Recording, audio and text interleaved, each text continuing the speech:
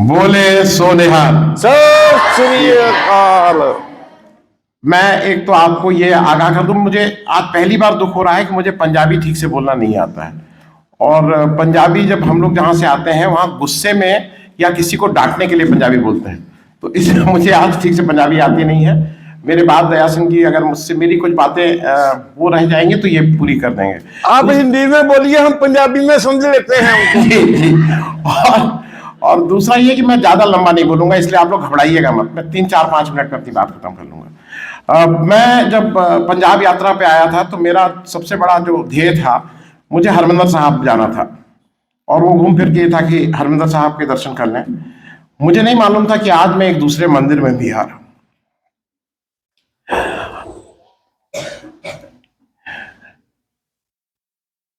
ये शायद आप लोग जो इस जगह पढ़ रहे हैं, आप लोगों को इसकी अहमियत शायद नहीं मालूम है।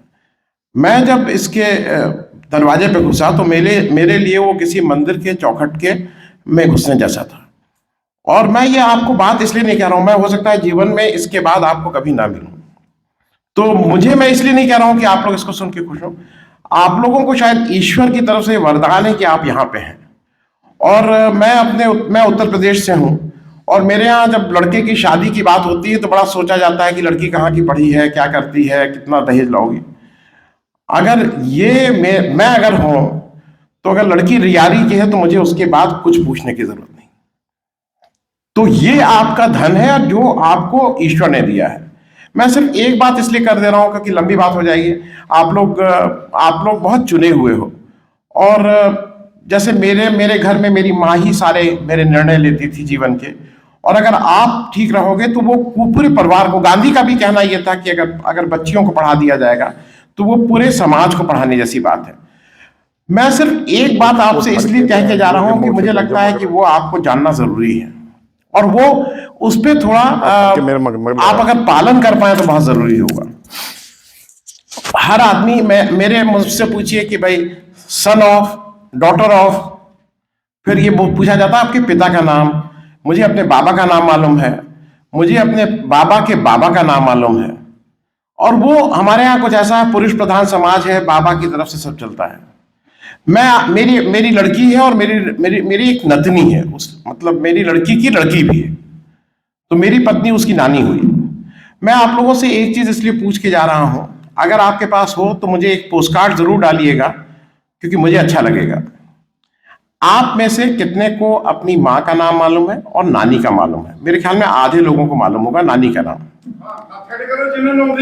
जिनको नानी का नाम मालूम।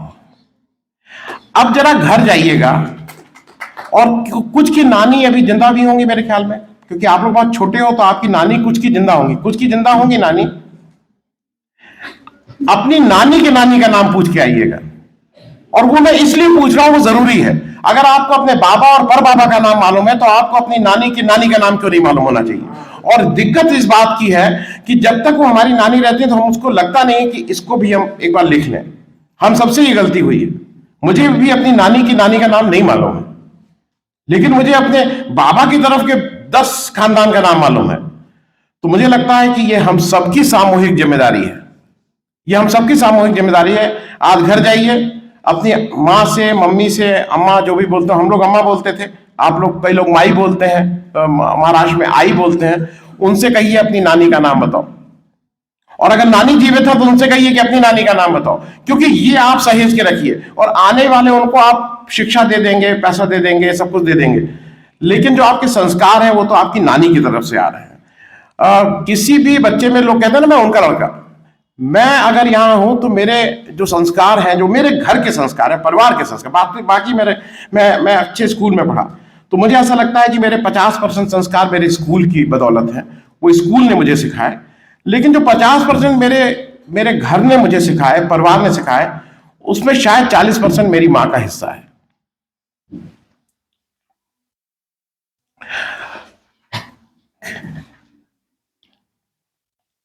जब